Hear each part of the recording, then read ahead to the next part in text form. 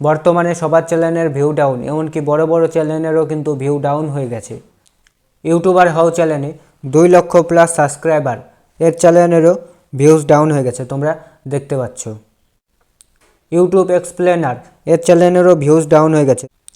YouTuber বানাবো, এর চ্যানেলেরও কিন্তু ভিউজ ডাউন হয়ে গেছে, তোমরা দেখতে পাচ্ছ।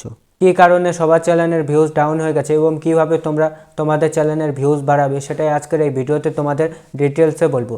ভিডিওতে ভিউজ কমে যাওয়ার 1 নম্বর কারণ হচ্ছে এখন ইউটিউব আপডেটের পর আপডেট আনছে, যার জন্য ইউটিউবের অ্যালগোরিদম ঠিকমতো কাজ করছে না।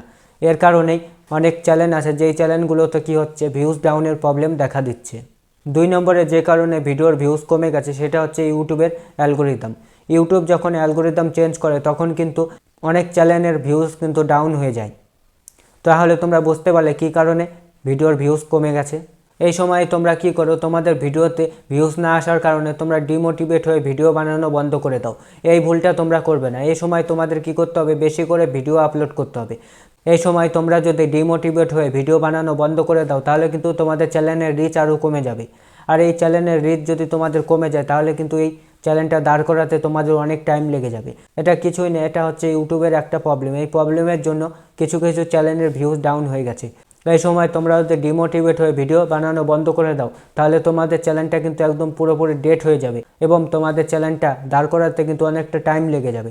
এই সময় তোমাদের কি করতে হবে, তোমরা যদি পার ডে আগে একটা করে ভিডিও আপলোড করতে, এই সময় তোমাদের পার ডে সম্ভব হলে 2টা করে ভিডিও আপলোড করতে হবে। তাহলে তোমাদের চ্যানেলের যে রিচ আছে সেই রিচটা তোমাদের মেনটেন থাকবে।